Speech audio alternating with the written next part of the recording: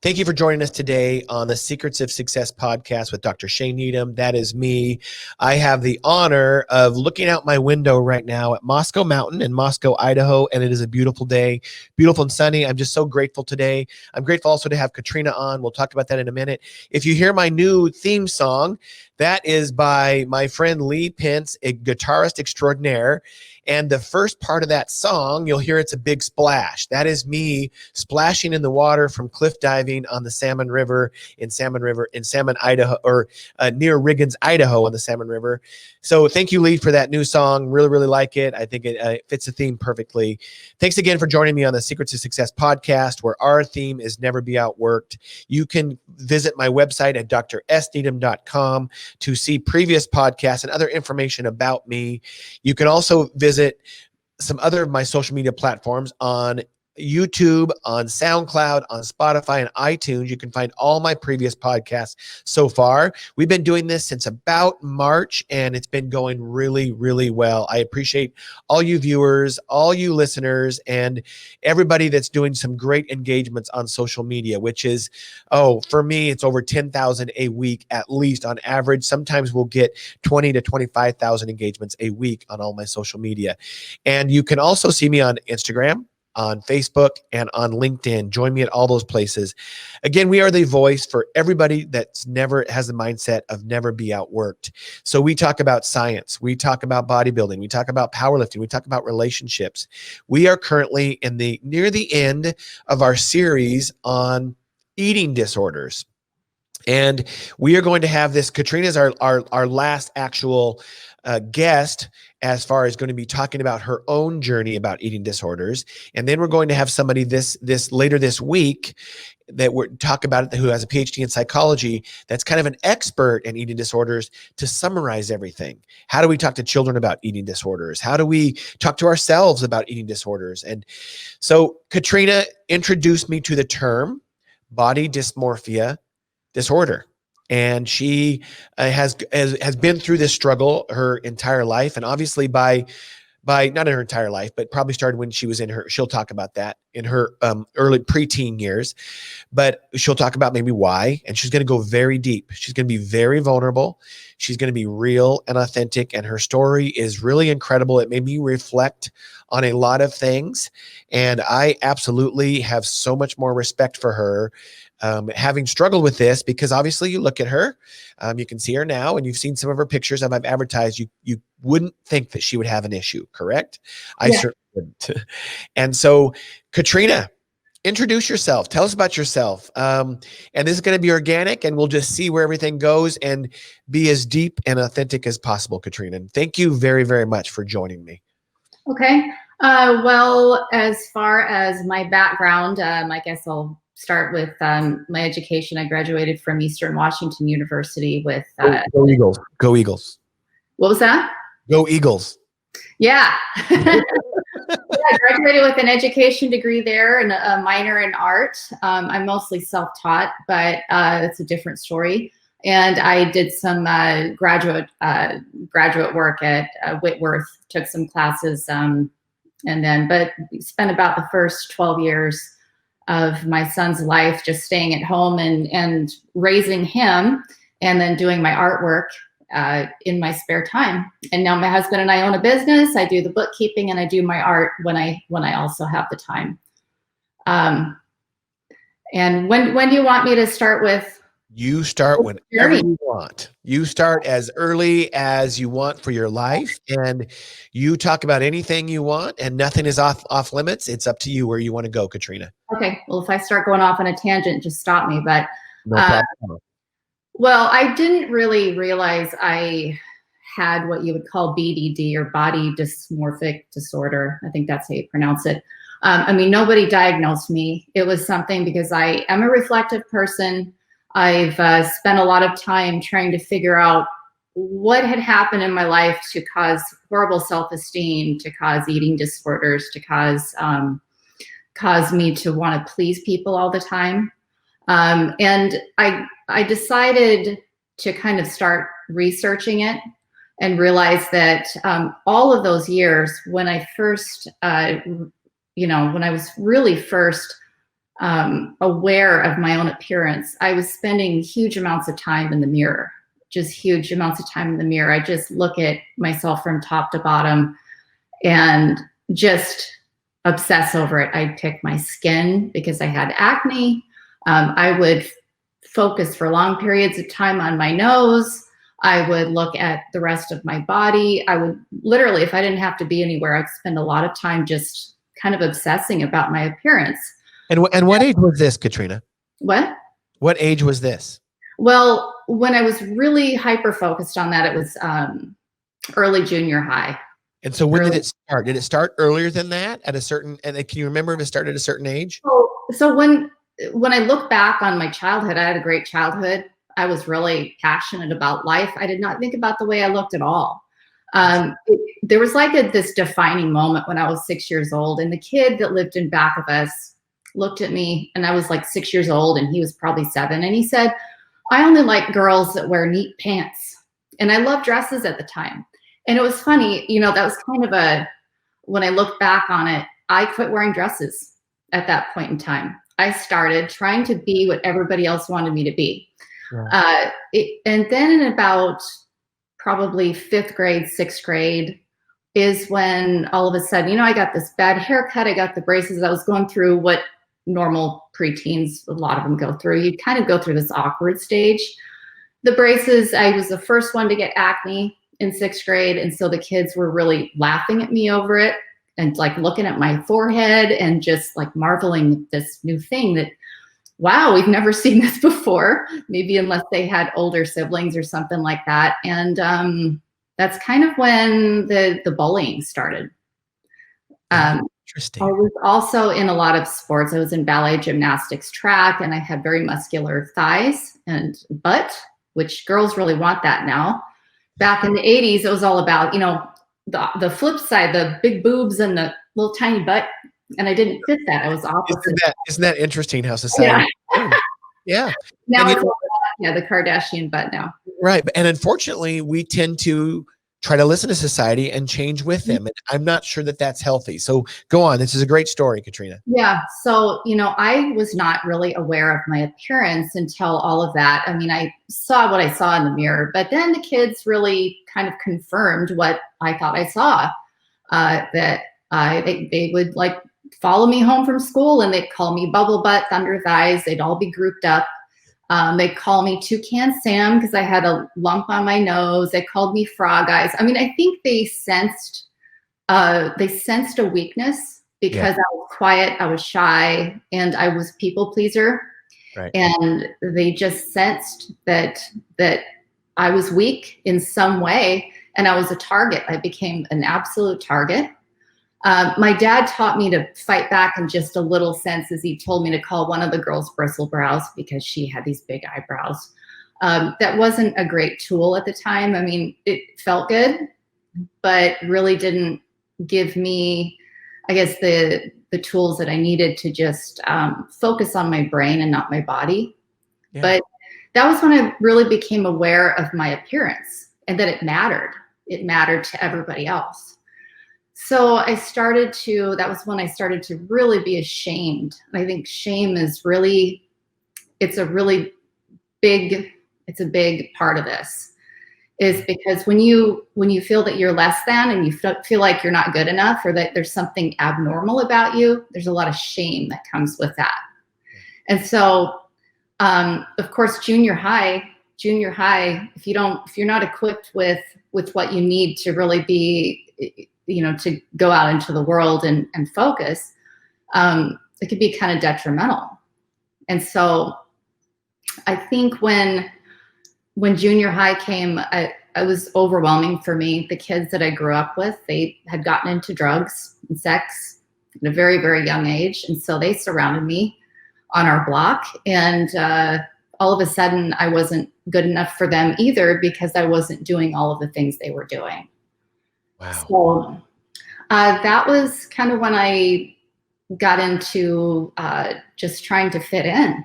And so I started drinking. Not a lot. I just did it before school once or twice.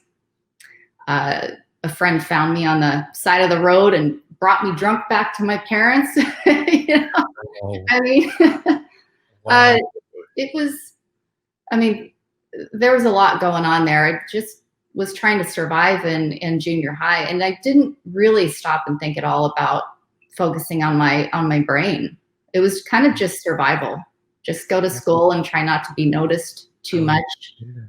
And So who did you surround yourself with? If you know, obviously you said you did a little bit of the drinking, but you didn't really like those friends. So who did you reach out to? Like, who was your, not that we think of it back then as a support group, but who, you know, was their family? Were there brothers and sisters? Were there cousins? Were there anybody that you're like, hey, I can be accepted by them. I don't have to do certain things and fit in, and they're going to love me no matter what and accept me. Did you have that type of a group?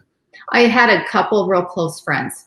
And that's kind of what got me through junior high. But you know, it's kind of interesting too. I had this reputation of being a pothead and drinking, and I had never done those things before when I first started junior high. But the kids would, you know, they would talk behind my back. I could hear them whispering in the hallway that I was a stoner. That was a big word back then. And there was a point in time where I just decided, well, I remember, I think I just kind of really thought, well, they all think that of me. Why not? Wow. I get it, because words are very powerful, because what somebody tells you are, they're alive. Their words are alive. And what somebody tells you are, you might become that. I totally understand that. And, you know, my own journey, you know, being empathetic towards that, I don't know why I didn't care, but my brother and I, my twin brother and I, you know, both of us, is that we always got called stoners and potheads and drinkers in high school, and we never did either one of those things. But because we listened to Van Halen and had long hair and had pierced ears and probably didn't have the cleanest mouth in the world, but we got good grades and stuff. So, but they thought the same thing. But I don't know why that never affected me. Probably because I had my brother and I didn't want to do those things, and he didn't either. And so it's cool that you had really close friends like that. But it's disappointing when people label you for something that you're not. And it's difficult. And I want to get back to that before we move on. It's difficult not to respond to that. And we hold I don't even know if it's a saying anymore, to be honest with you. Sticks and stones may break my bones, but names will never hurt me. Well, names do hurt, actually. So how, and I'm kind of the same way, and my parents were the same way. If somebody says something to you, you kind of say something to them back. And you talked about that, being a target and fighting back. Well, have you learned anything since on how to deal with those types of issues? If somebody was, for example, to say something negative to your son, how have you taught him to respond? You know, we had a lot of conversations when he was growing up. If he shared a lot with me, we have a very close relationship, and I was really hypersensitive to anything that if I sensed that somebody was trying to bully him. I always told him, I said, your appearance is secondary to your brain, because, you know, we're all going to get old and we're all going to lose, you know, our physical, you know, all of those wonderful things that make us good looking and powerful. Those things disappear as we get older. You know? What we learned is what really makes you good looking and powerful when you get older, or anytime, is your soul. Yes. Not your outward appearance. Yeah. And that's why, I mean, obviously we're all attracted to outward beauty, but especially when you meet that person, you talk to that person and you get to know them and they have a kind, loving soul, that what makes them beautiful. Yeah. Yeah. And I think my son too, being a boy, he had a little bit more going for him in that way. The girls, especially with Instagram, with some of the social media, there's so much more pressure to be beautiful. You have these the filters, and you have this image. Like, some girls decide to go and have this image, this Instagram image, and then there's Snapchat, which I don't use, but what's an Instagram image? You can like change your look or something? Yeah, well, you have a lot of filters. You know, I didn't realize that. I was looking at filters the other day. I was just curious. You can make your body look different. You can actually make your waist thinner. Is that right? It's right. I was really surprised. But I mean, that's just technology changes and grows all the time. I mean, you can use Photoshop's been around for a long time now.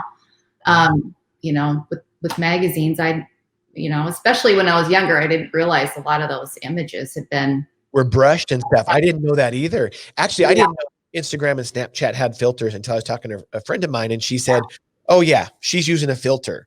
And I mean, I guess there's ways you can tell, but it's like I didn't know that even existed. But that's the image people are putting on. Do you mind telling the story about your son, where some people did make fun of him, and what his response was?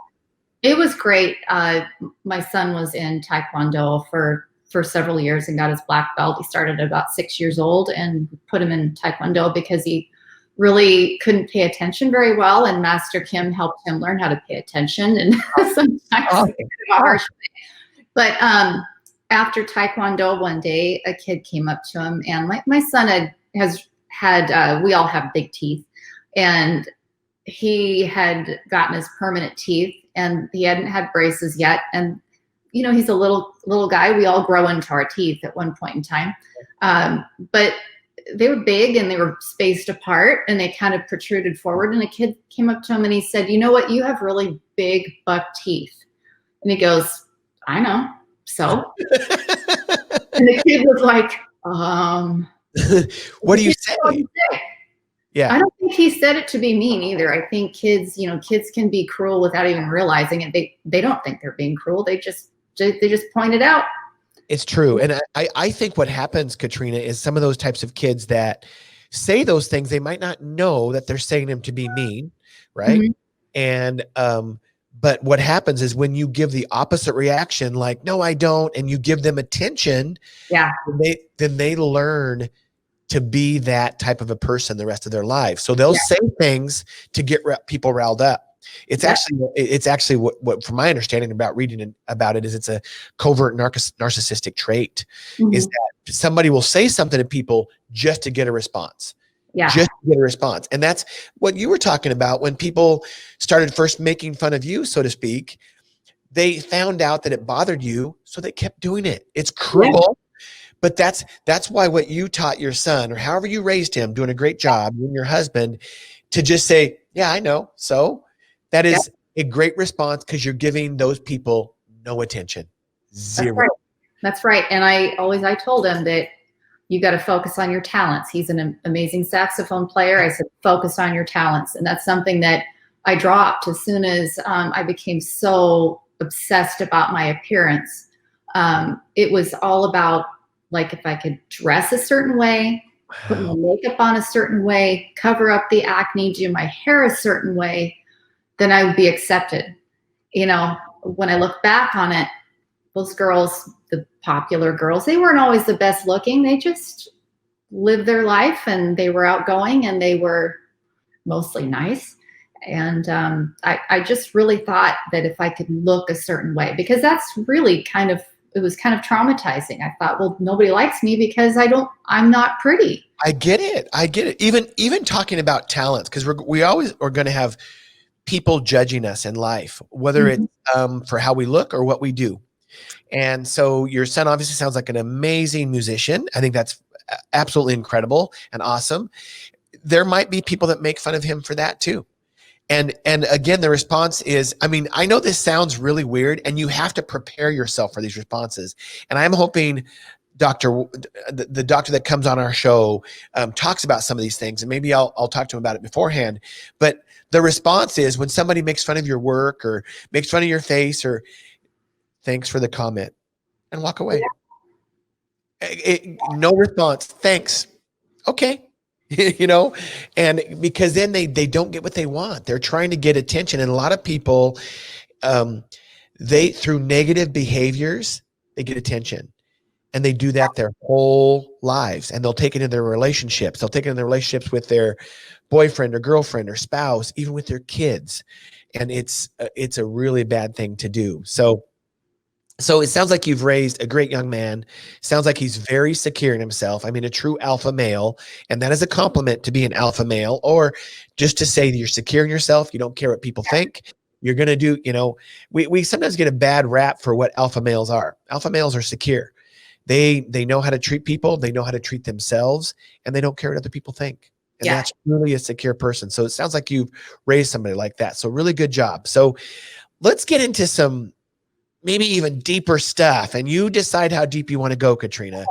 So you had BDD. You didn't realize it back then, but you're in your high school years. You're getting ready to graduate, or you're in those late high school, early college years. And I've been studying about BDD after you told me about it.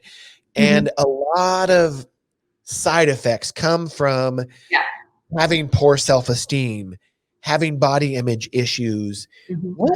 What types of behaviors did you do to either try to be accepted, or maybe just as a cry out because you weren't accepted? What did you do? And looking back, because of your body image issues?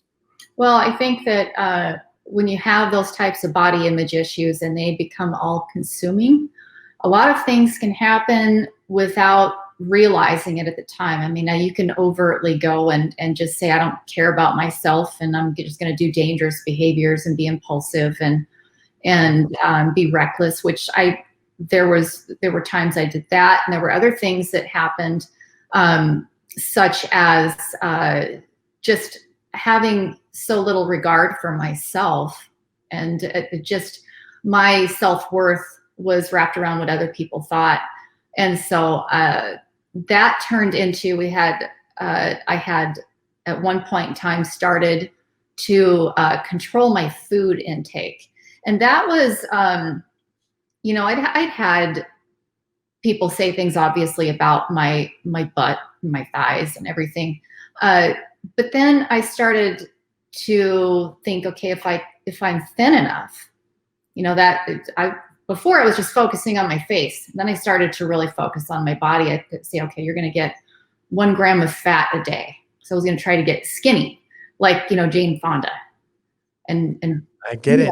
Back then that was the 80s. That was about low fat. Don't eat any fat. It's going to kill you. Yeah, thin thighs. Yeah. It started off just kind of, I remember, my dad made one comment when I was a kid. We talked about this.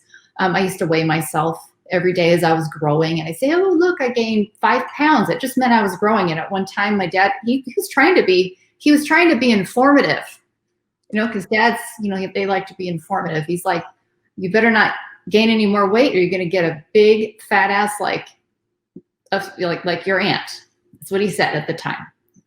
And my aunt is no longer with us, so I can say that. I don't want to blast anybody on here, but I remember just going, oh, it's not a good thing to gain weight anymore.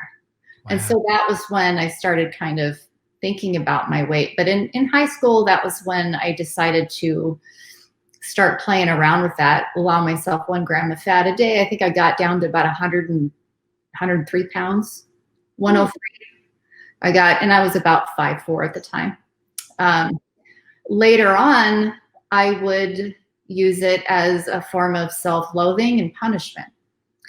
So when my life started to really feel out of control for me as a young adult and as a late teenager, if I was rejected, if I went through a bad breakup, if I felt like I was just feeling not good enough, I started to use starving myself as punishment. Wow. Very interesting. And so you talked about rejection and abandonment. Yeah. And we'll probably get back to some of the I think it's important to talk about some of those bad habits that probably happen too, but you talked about rejection right now, rejection, abandonment. Yeah. And I'm sure everybody, by the way, has their own rejection, abandonment issues, and all brokenness stems from that. That's what I've read. That's what I believe. And so do you still experience rejection and abandonment? I mean, I know I still do. I definitely did as a teen and in my early years, but I still feel it. because I think it's just a normal feeling sometimes to feel rejected, whether your kids say no to you or they're mad at you, or your primary relationship partner is maybe upset for something. Do you still feel rejection and abandonment? Yeah, because and it's really residual from, and I've worked on this for a lot of years, but because I was in a very, very abusive relationship when I was 19 years old. I went through a string of this was the worst, but now when you describe, some people talk about abusive relationships and you start digging into it and it's not really, obviously there's a spectrum, so I'm not diminishing any abuse, but it sounds like you were physically abused, correct? Physically, psychologically abused daily. Yeah. Almost so on the hour. You can't use here's my button where I can actually, do you hear that? If you were to use a bad word, I can do that, but I won't do that. So, but describe some of the language that this person would use for you. I mean, this was your boyfriend, correct? Okay. Can I use the full words or should I use the abbreviated version? Abbreviation versions. Okay. That's what I thought. But some shows, I listen to a lot of podcasts and some allow that, but I get it. He pretty much, first of all, he had a felony against him for getting in a bar fight, and he couldn't work. So I moved to Reno with him after he hit me once. He hit me once. I got away from him. He, of course, enticed me back with the woe is me and I love you so much and I'll never do it again. And I was too young and dumb to know that, once they do it once, it's going to happen again. You never, ever let it go more than once, ever, for anybody out there. It will always keep happening. They will always say they'll never do it again. Just don't wait for a second time. But he would call me B word, C word, like I feel like the worst word. I hate that word. He would call me a slut. That's okay. Slut. Yeah, that's okay. Sure.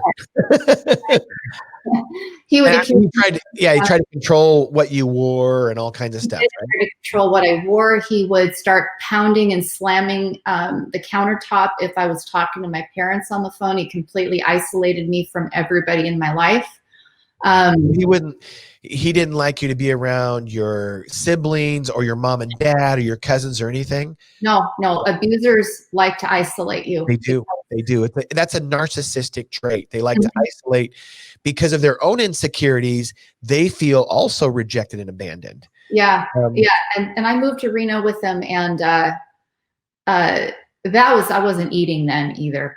And part of that was stress, but the other part of it too was he made a comment about how he didn't want me to get flabby on him, so don't eat too much. And so I probably weighed 100 pounds back then.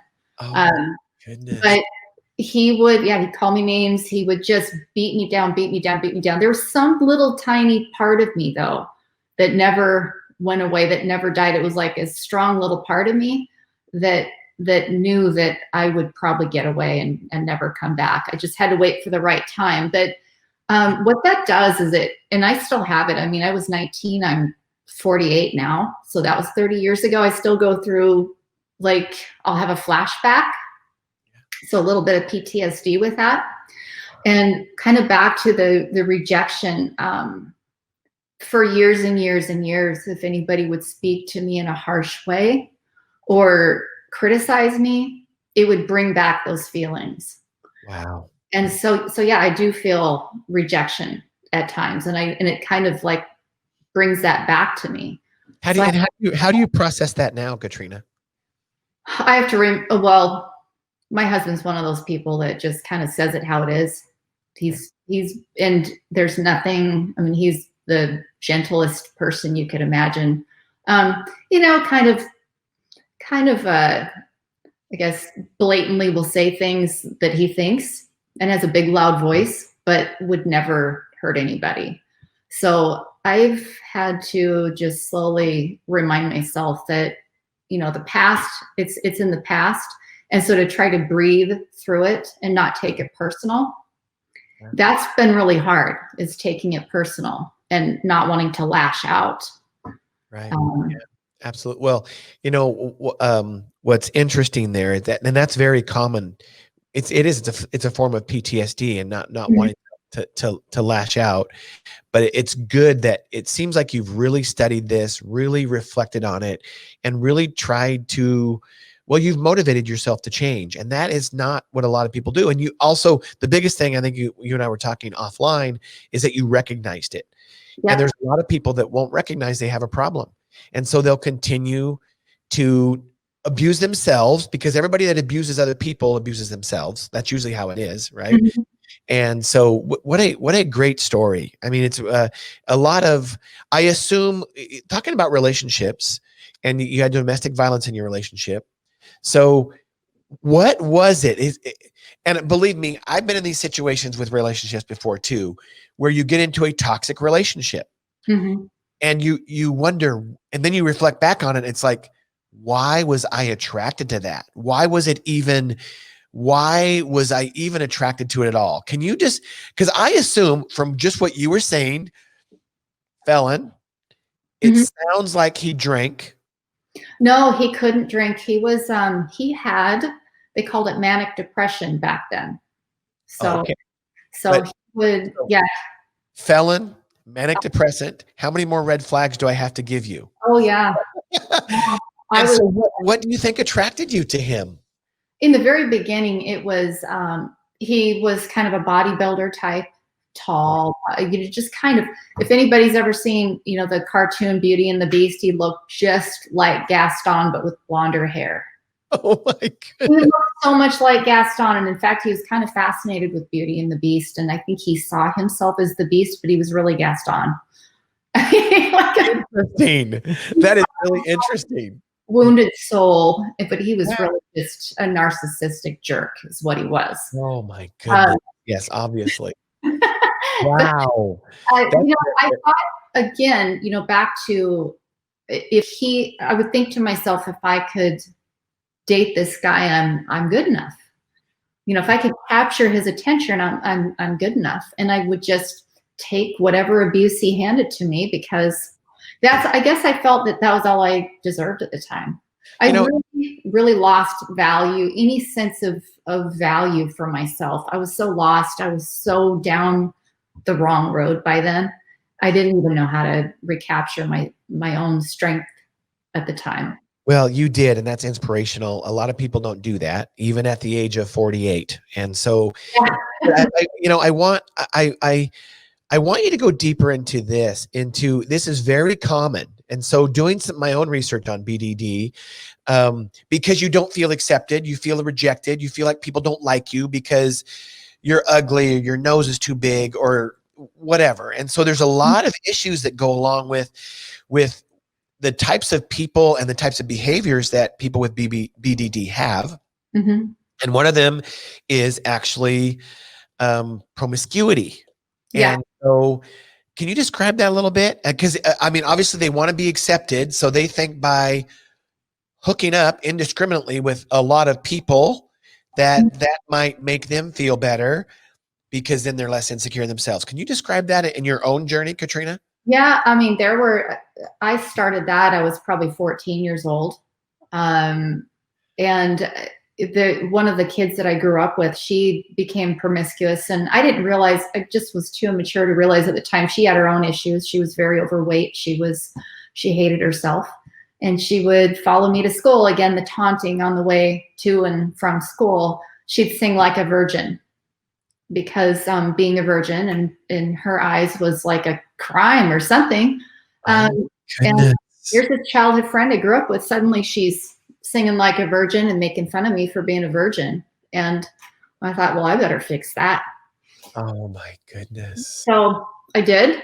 And then, there were moments growing up that, I wouldn't say no, because I didn't want to offend anybody. I mean, that's really how low it was, I wanted to say no, but then I didn't, because I didn't want them to hate me. Wow. Oh my good. I get it. Yes, that's very common with low self-esteem issues. And so you've studied on this and reflected on this a lot. Mm-hmm. And so can you describe your own brokenness now? And then I guess a twofold question. How important was studying and reflecting on this in your own journey? and describe that reflection on your own brokenness now. And I want you to know I'm as broken as anybody. So you might be just a little bit broken. I'm a lot broken. But how has your reflection in your journey helped you understand even your brokenness, and what is it like now? Well, let's see. It makes me think about a moment where I realized just what had happened in my life, and it was after my son was born. Okay. When I remember just sitting in the bathtub and my son was asleep, and all of a sudden, like this horrific, all of a sudden it was like a sudden realization, like an epiphany of sorts. I look back on everything that had happened and I'm like, oh my God, I'm alive. I'm so lucky to be alive. Some of the risks I took and the things I did. And I mean, here I am, a new mom, and I suddenly just became horrified looking back. I don't know if it was like, I know your brain changes when you're pregnant, when you give birth, there's hormones that go through your body and you start to think differently. I think your brain literally changes when you become a mother. Absolutely. I've heard that story time and time again. And a lot of times it's for the better. Usually it's for the better. There are some people that seem controlled by their kids' relationship, and so they kind of go off the other end and abandon their children. It seems like you did the opposite, and a lot of healthy relationships do that. I became fiercely, you call it overprotective. Wow. And, you know, I probably projected some of my own, just looking back at my past, I didn't want him to go through that. So I just became consumed with really protecting him and raising him properly. But that was what made me suddenly realize that how much damage I had done to myself. Yeah. And that was when I started to, I guess, analyze why all of those things happened. I wanted to know why. I didn't want to just ignore it. I know people that I'll get together with them after decades and we'll have coffee or something. They don't remember their childhood. They don't remember they don't remember high school. They don't remember junior high. And they say, remember when we egged those houses and I had to clean it all up because you were too cowardly to come help me? Like, nope. They don't remember any of that stuff. They block it out. Yeah, I totally understand. That's very, very, very normal. Well, you know, I think we got, you know, you use the word projection, and that can usually have a negative connotation. And however, in this case, I think you use projection and protective as in the same type of sentence. And it sounds like to me, your son is very well adjusted.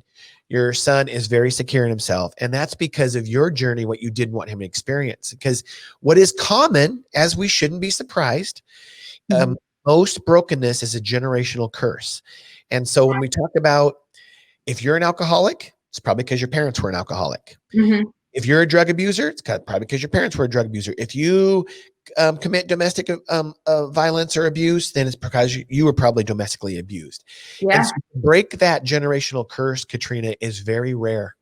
Very, very, it takes a lot of reflection and a lot of effort and intention. And so real projection would be like this.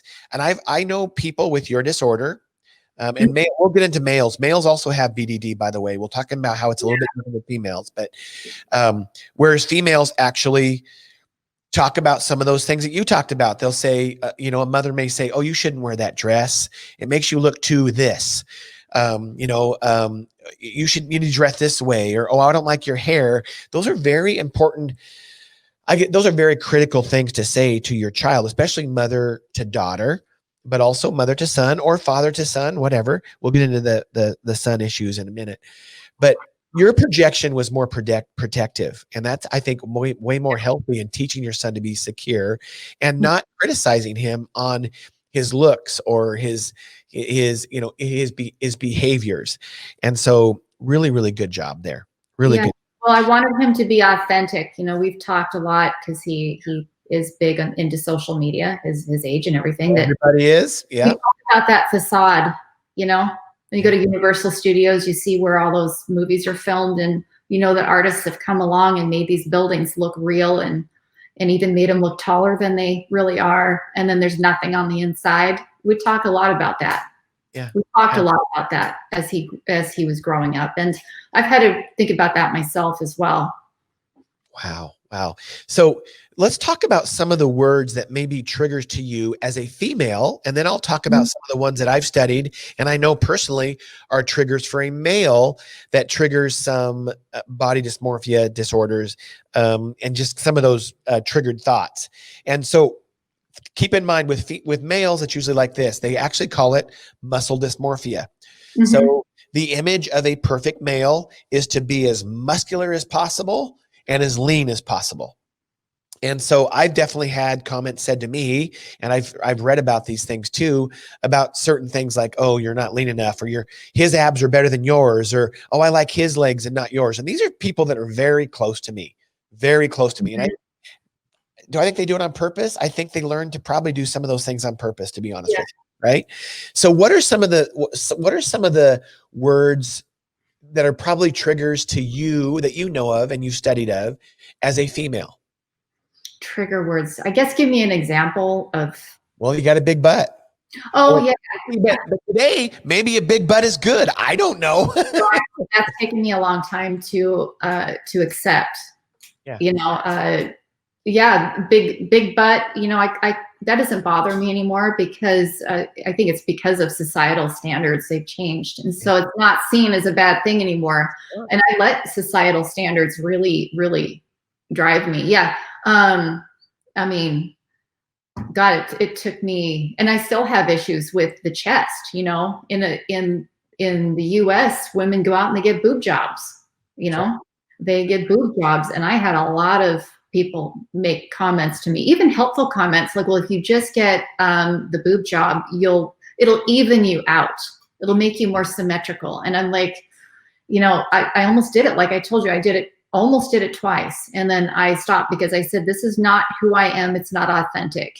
Well, and your husband was supportive in your decision, but he also said, talk about that, because I think our primary relationships, Katrina, are very important. Very, very important, because that is going to be the mirror that you see half of the day at least. Yeah. So very, very important. So talk about that, where you were going to get some, again, it's a common, I guess, side effect of body dysmorphia disorder is lots of cosmetic surgeries. Yeah. I would have, if it wasn't for my husband, if I'd been married to somebody else who said, yeah, go for it, I probably would have a lot of things done. I mean, I would have, you know, I've gotten a couple, you know, face fillers here and there. I think the last time I did it was 5 years ago.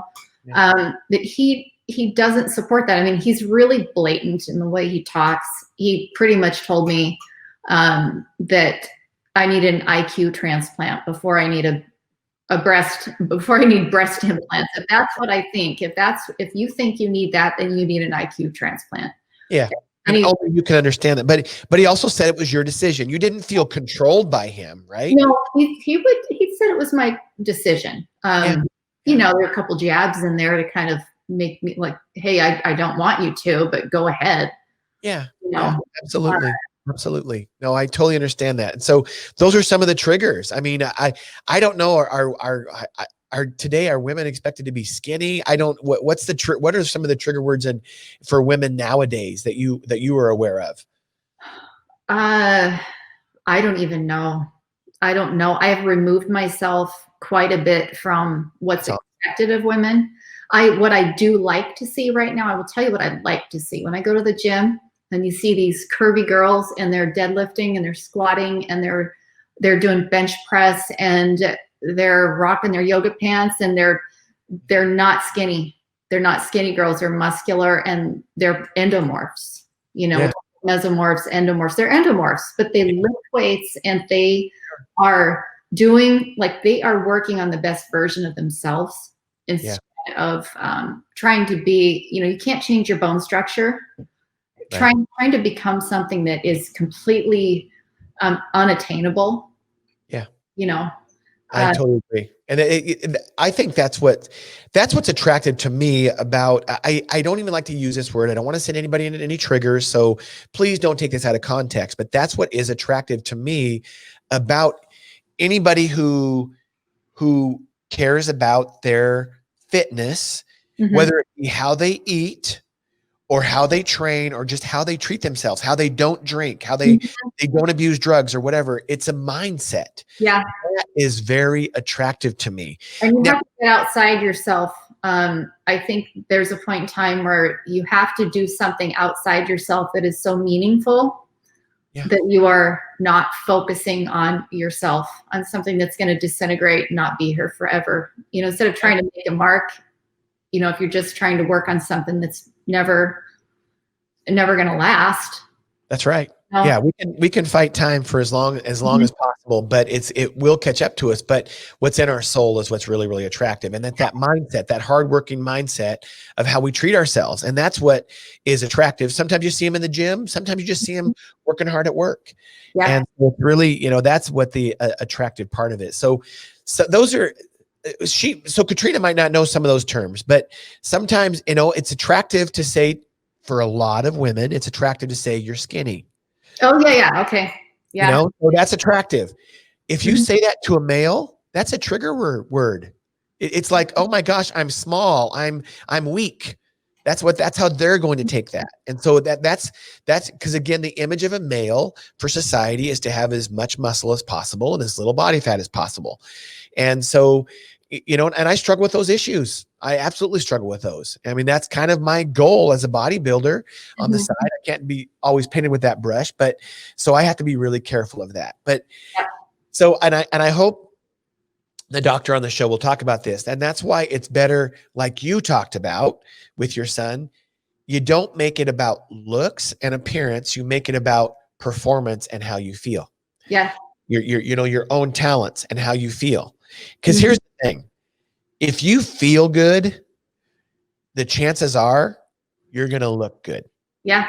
Because remember, and Katrina and I have talked about this, obesity is also body dysmorphia disorder. It just is. In general, those people are depressed, they're anxious, they have a lot of other issues. So when you fix the mental part of it, everything else is usually in line. Yeah. And I do want to, I think it's important too, to tell people what helped me shift from what I thought I deserved in life, which wasn't much at one point in time, to what I did deserve. And I had to, it was kind of, I'll never forget the night. I just kind of got fed up with the way things were going. And I literally went to the mirror and I said, you deserve more. And I made a list of all of the things that I wanted out of my life, and things started to progress in that direction. And I met my husband a week later as well. Wow. And I also wrote a letter to God. I mean, I wrote a letter to God, literally just took a pen and said, this is what I want in my life.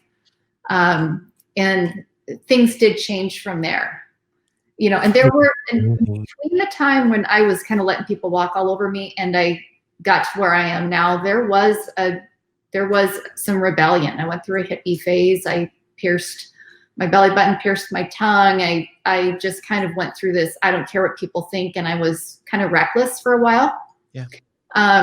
Did some things that weren't, met a couple bush pilots, took off 2 weeks later to go to Alaska and be part of their herring fishery, what they did every single year. I mean, I just did stuff like out of the blue, kind of knee-jerk stuff. Like impulsive, which is impulsive, and back to like the human brain for, I mean, especially boys, but it doesn't really develop till you're like 25, 26 years old.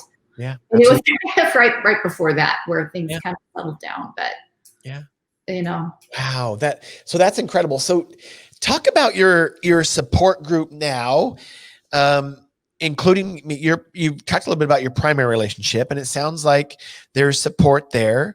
What about other family, either growing up and how they're supportive now? Can you expand on that as much as you'd like? Probably, I'd say my brother, my brother, we had a little bit of time where we weren't speaking as much. He lives in Taiwan and he's really busy. But yeah, it's funny. I've had a chance to, especially in the last couple of years since my dad died, we've had many chances to reflect upon our childhoods and some of the journeys we both took separately. And we come together now, and he's been really supportive in my journey and has acknowledged a lot of what was going on in my life, because I think it's important to help people understand so we can keep those relationships going. Sometimes people, they move apart and they don't speak anymore because they have this idea of what the other, why the other person is the way they are. And we have had a chance and are lucky to be able to communicate and just really kind of get into depth with each other. So that's been a great thing, especially in the last year.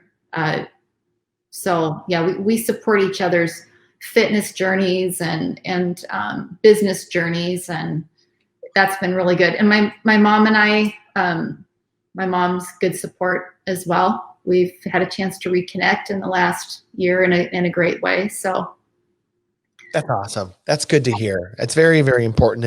And, I think a lot of times, obviously, and you and I talked about this, that the traumas usually come from childhood and abandonment and rejection issues.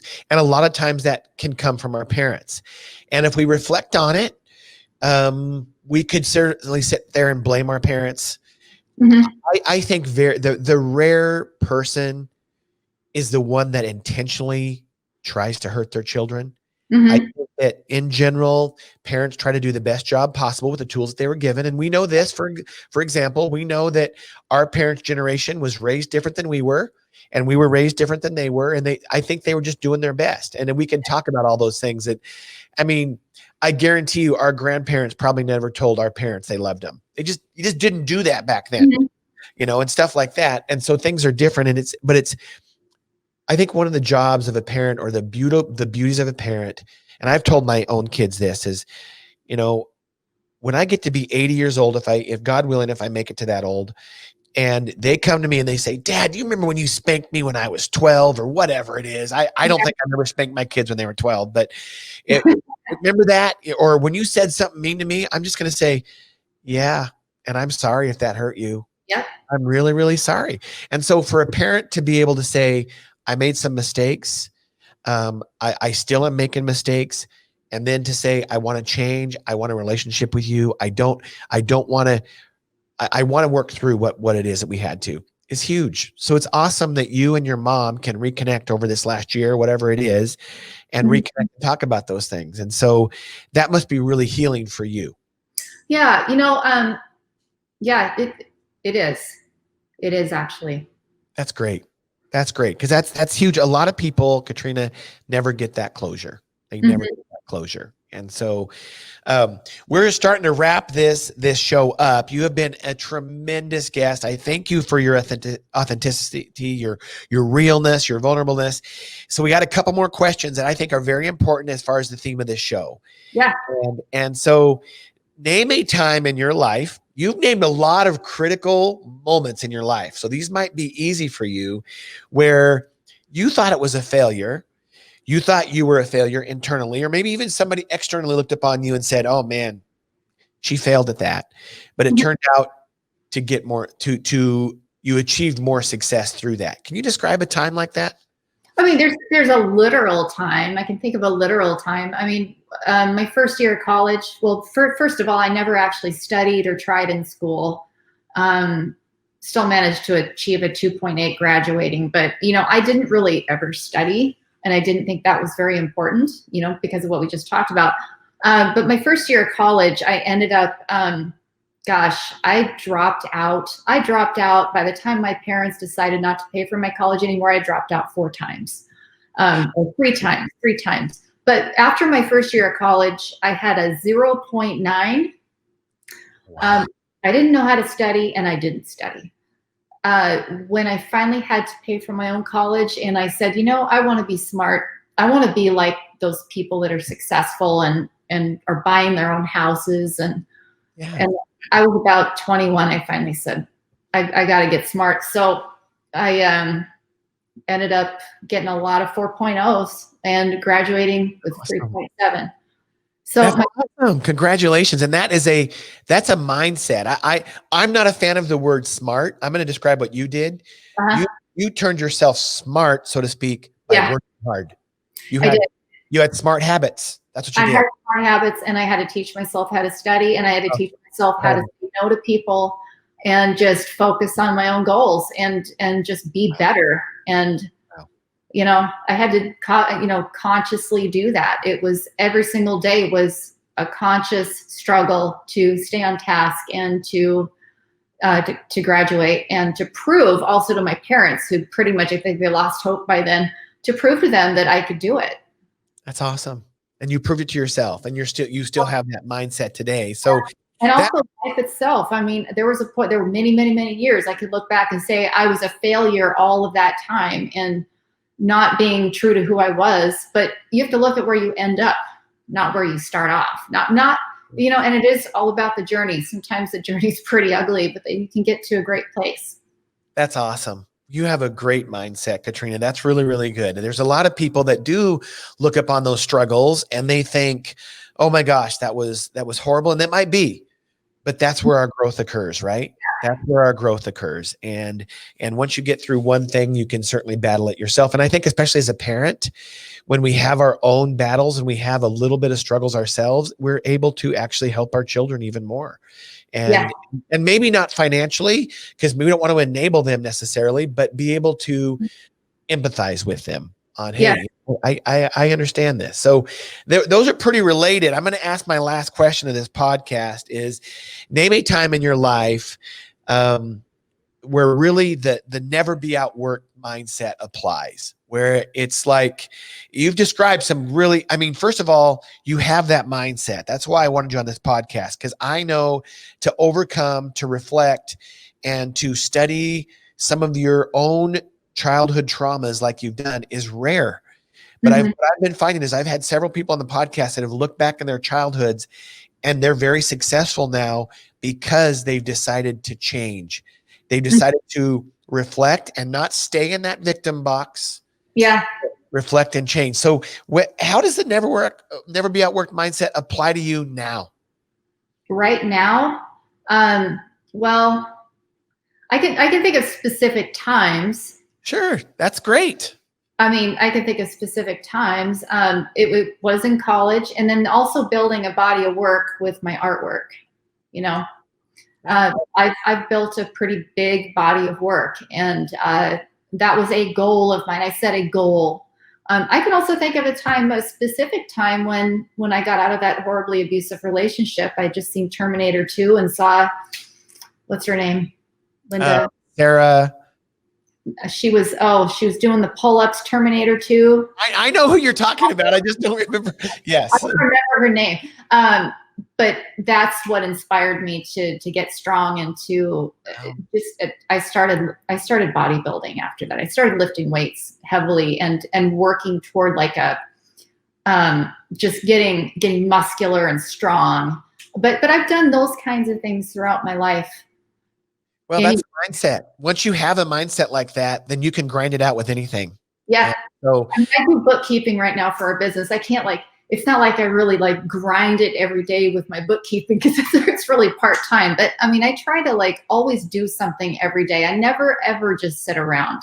I'm not surprised. That's it. That's in your mind. That's in your mentality. And that's just really, really great. And so, Katrina, you've been a great guest. Please join me on Facebook, on Instagram, on LinkedIn. Go to my website, drsneedham.com.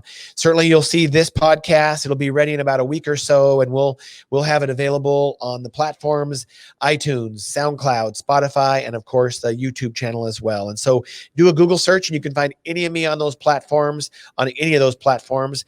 And so thank you, Katrina, so much. It has been an honor. I'm glad we've reconnected, and certainly stay in touch. Keep doing what you're doing. Keep inspiring people. This is going to be very useful, not only for everybody, but especially young women. And I think that is just amazing. So thanks for being vulnerable. Thanks for sharing your story, and let's keep in touch. Okay. All right. Take care, Katrina. Have a good one. Bye.